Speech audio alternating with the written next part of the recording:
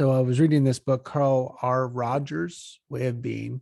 And what he did is a wonderful demonstration of the creative process. And part of this is what I look at you is to allow you to look at this as, what if this was pure creation?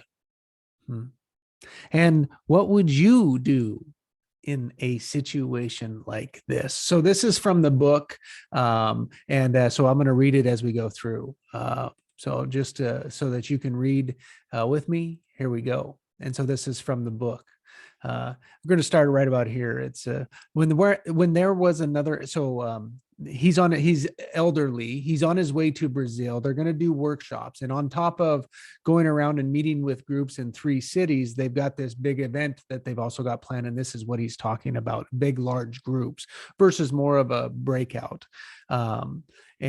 So he's very excited, but people are questioning, like, oh, well, why are you going? And he's explaining what he learned on his way down there.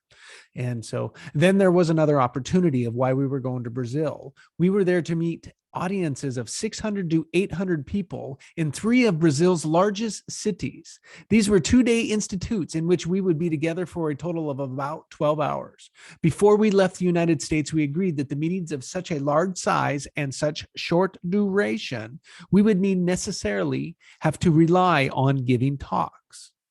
Yet as the time approached, we felt more and more strongly led to talk about a person-centered approach without sharing the control and direction of the sessions, without giving the participants a chance to express themselves and experience their own power, was inconsistent with our principles.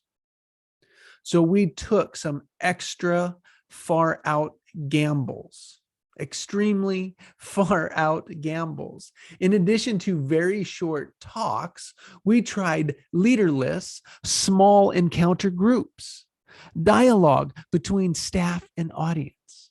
But the most daring was to form a large circle of 800 people, 10 to 12 people deep, and permit feelings to be expressed. Microphones were handed about to those who wished to speak. Participants and staff took part as equals. There was no one person or group exercising leadership. It became a mammoth encounter group. There was much initial chaos. First, there was chaos, but then people began to listen to one another. Sound familiar? We can't let go. The chaos, what about it? There were criticisms, sound familiar? Sometimes violent, of the staff and of the process. There were persons who felt they had never learned so much in such a short time. There were the sharpest of differences. After one person blasted the staff for not answering questions, and not taking control and giving evidence, the next person said, "But when, if ever, have we all felt so free to criticize, to express ourselves, and to say anything?" Finally, there was constructive discussion of what participants would do with their learnings in their back home situations. Like they started to discuss, like, what would you do when you take this home? And so after the first evening in Sao Paulo, when the session had been extremely chaotic on the first evening, and I was keenly aware that we had but 6 hours more with the group, I remember refusing to talk with anyone about that meeting. I was experiencing enormous confusion. Either I had helped launch an incredibly stupid experiment doomed to fail, or I had helped to innovate a whole new way of permitting 800 people to sense their own personalities and to participate in forming their own learning experience. There was no way to predict which it would prove to be. Look at the power from that position. Perhaps the greater the risk, the greater the satisfaction.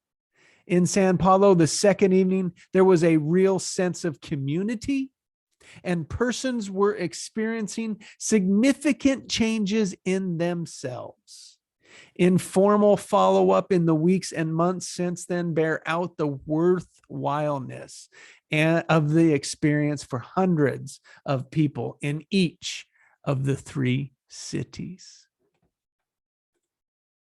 That is true creation.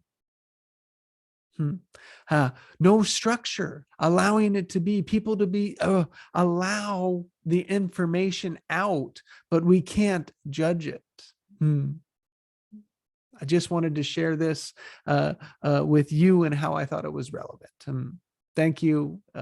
Great book. I find this book very much speaks to me. So I'm enjoying this book. All right. Take care. Bye.